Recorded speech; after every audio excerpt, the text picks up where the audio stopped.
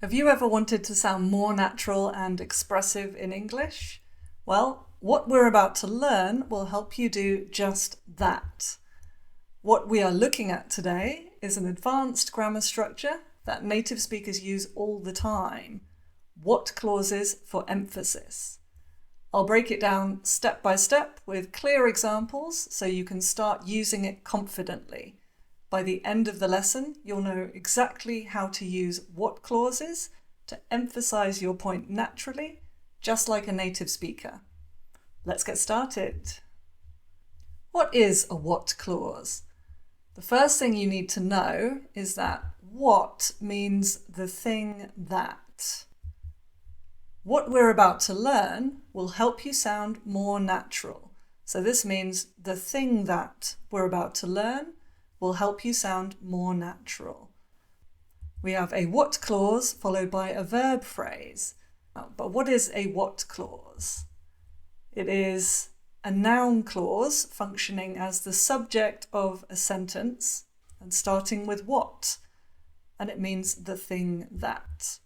It is followed by a verb that tells us what the subject will do. So just to show you a few more examples, what he said surprised me. The thing that he said surprised me. What I enjoy keeps me motivated. The thing that I enjoy keeps me motivated. What they want changes every day. The thing that they want changes every day. So this is our standard what clause, but it's not particularly emphatic. So we're not going to focus on that today. What we are going to focus on is how to use what clauses to emphasize important information in a sentence. We do this with the structure what clause plus be plus important information. So we have one right here. What we are going to focus on, the thing that we're going to focus on, so that's our what clause, is the verb to be, and then our important information, how to use what clauses to emphasize important information in a sentence. I need a break. This is a simple statement, but we can add emphasis and make it more emphatic. What I need is a break. So we've got our what clause, what I need, the verb to be is, and then a break. So more emphatic and expressive. Let's take a closer look. So here, the important information, a break, is a noun phrase. When this happens, we can flip the sentence. A break is what I need. So both are correct. It's more common to start with what I need is a break. But you can flip it and say, a break is what I need. Now we know what a what clause is, let's take a look at when to use them. So first of all, we can use them to introduce a new topic, the main subject of the conversation. We're going to learn an advanced grammar structure. More emphatic? What we're going to learn is an advanced grammar structure. So the thing that we're going to learn, our what clause, is the verb to be, an advanced grammar structure. And here, again, we have a noun phrase, so we can flip it. An advanced grammar structure is what we're going to learn. So more typical to start with the what clause, but it can be flipped. Let's see another example. We'll focus on using what clauses to emphasize information. What we'll focus on is using what clauses to emphasize information. So here, our important information is a gerund phrase. So using. A gerund is basically a noun. It functions like a noun. So we can flip it. We can say using what clauses to emphasize information is what we'll focus on. Correct, although not as common. We can also use a what clause to make suggestions or recommendations. I recommend practicing every day.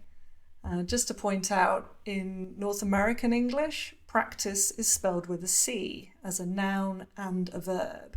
But in UK English, the noun is with C, but the verb is with S. And the gerund, the ing form, is spelled with S. What I recommend is practicing every day. So here we're being more emphatic. We've got our what clause, the verb to be, is, and our important information, which is a gerund phrase. So as a gerund functions like a noun, we can flip it. Practicing every day is what I recommend. What do I recommend? Practicing every day. One more. I suggest studying every day. What I suggest is studying every day. More emphatic. And again, we've got a gerund phrase here. So a gerund behaves like a noun.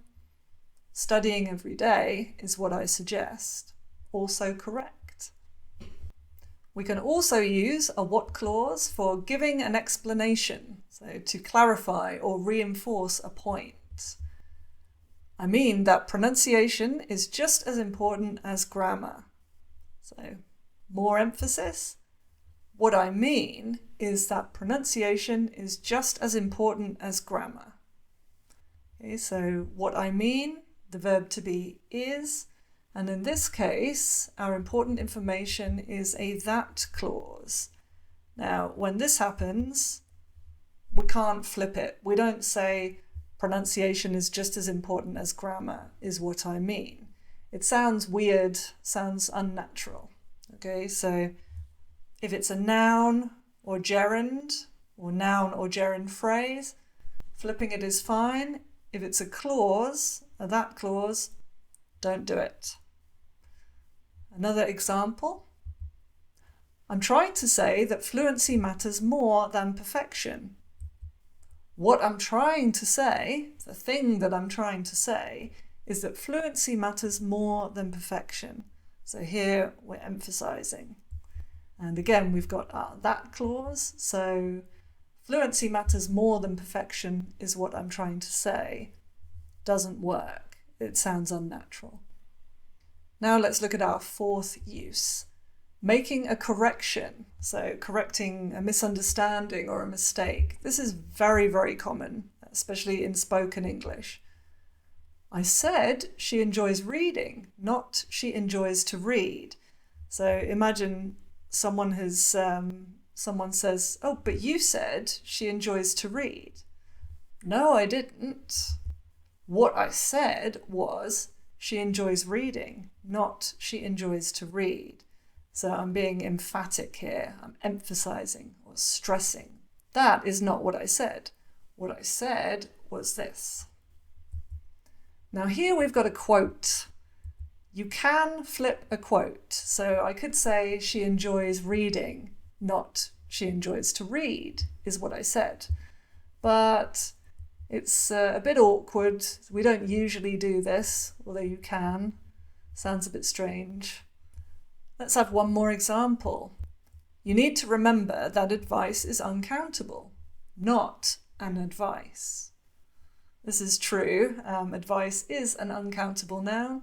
If we want to count advice, then we say a piece of advice or a bit of advice, just like a piece of cake or a piece of toast. So, adding emphasis. What you need to remember is that advice is uncountable, not an advice. And here we have a that clause. Can we flip it? Nope.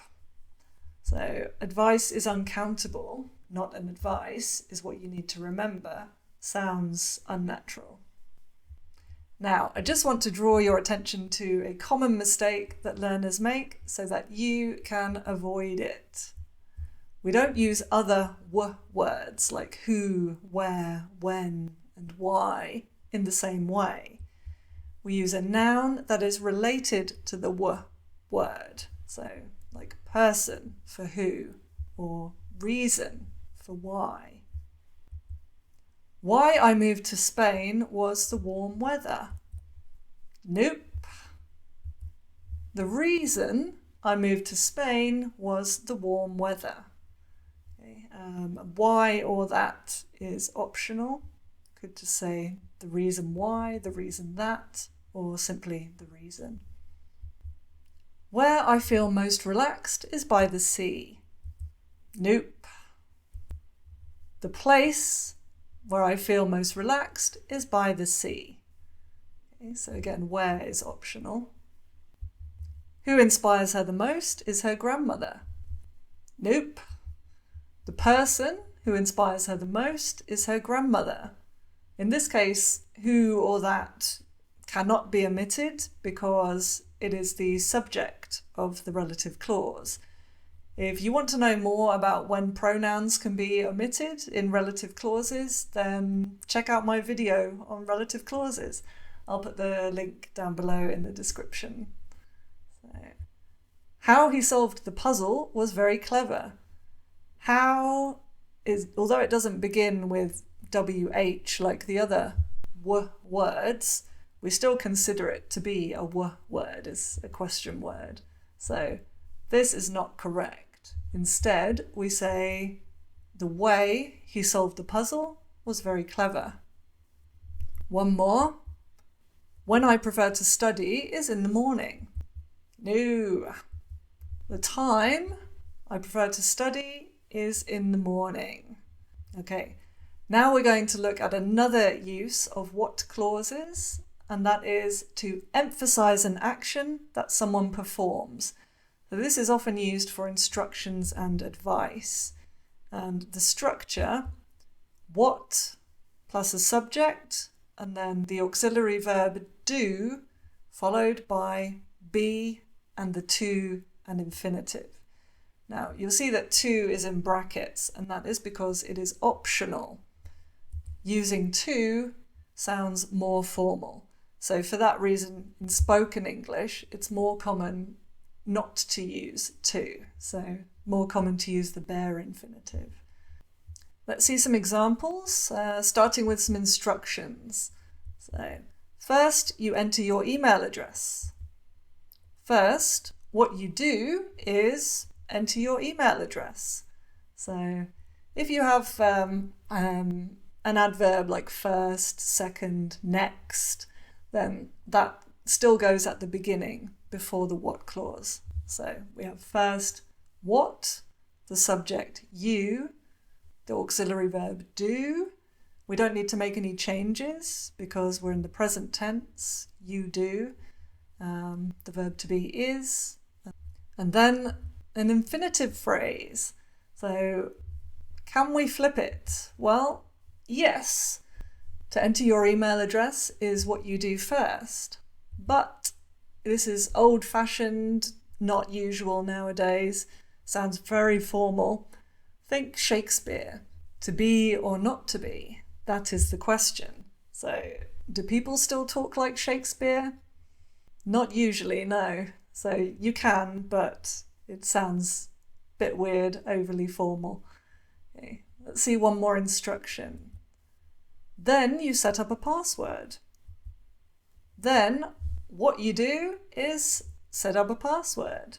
So we've got what, the subject you, auxiliary verb do, the verb to be, and the infinitive. Now let's see some examples of advice. You should join a class. And here we have a modal verb, should. So what happens?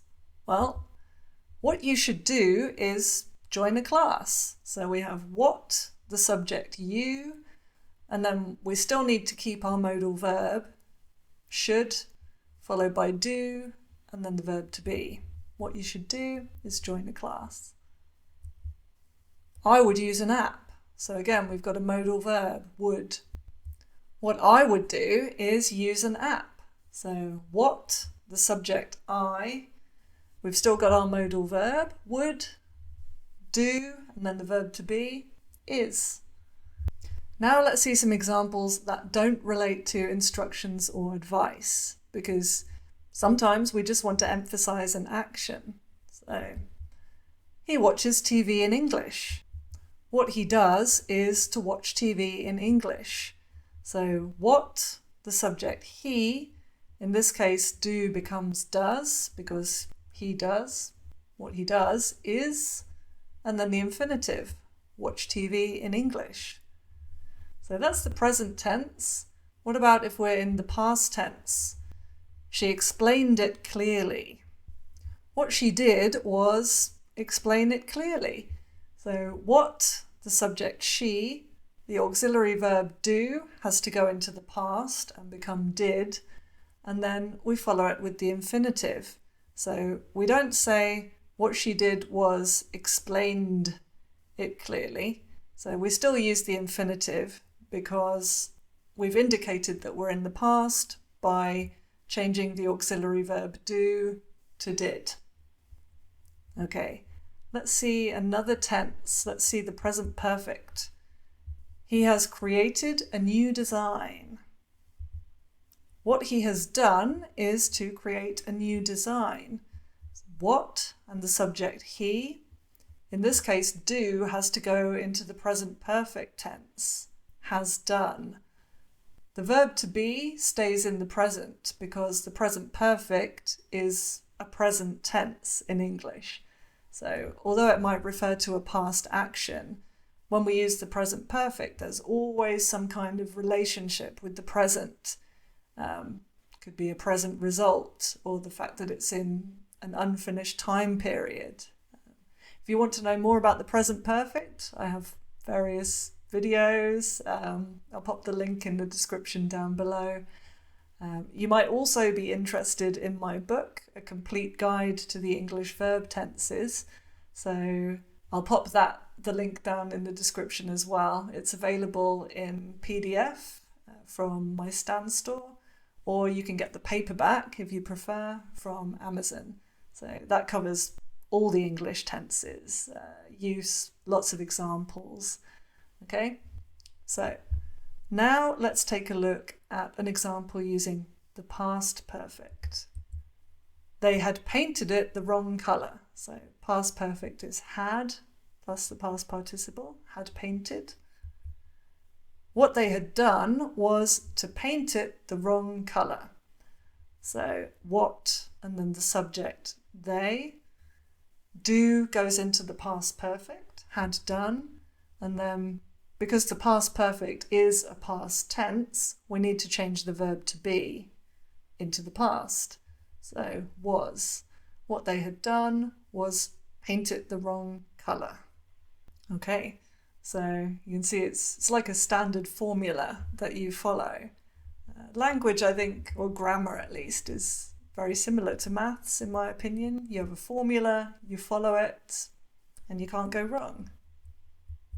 Now let's recap or review. So, what he said surprised me. This is our standard what clause. The thing that he said surprised me. When we want to add emphasis, we use this structure. What clause followed by be and then our important information. I need a break. Simple statement. What I need is a break. More emphatic and expressive.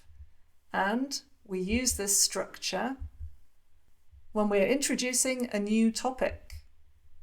What we're going to do is learn about what clauses, making suggestions or recommendations.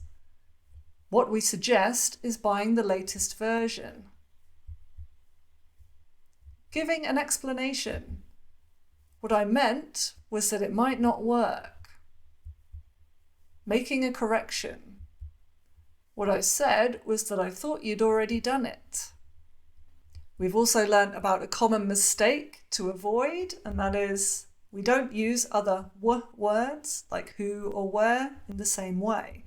Instead, we use a noun that is related to the word, like person for who or reason for why. The reason I left was that I was tired. The person I love the most is my mum. We have also learnt that we use this structure, what followed by a subject, do, be, and then an infinitive phrase, to emphasize an action that someone performs. and this is often used for instructions and advice. What you do is start at the beginning. What he did was cancel the whole event. And if you remember, using to sounds more formal. So in spoken English, we usually omit to, but we would probably use it in written English. Okay, well done, guys. Now try using what clauses in your own sentences and let me know in the comments how you'd use them, and I'll check your examples. If you learned something with that video, then please give it a like, and why not subscribe for more? And don't forget to ring the notification bell so you don't miss anything. And just want to say a big thank you to my channel members for supporting the channel. It really does mean a lot to me. See you in the next video.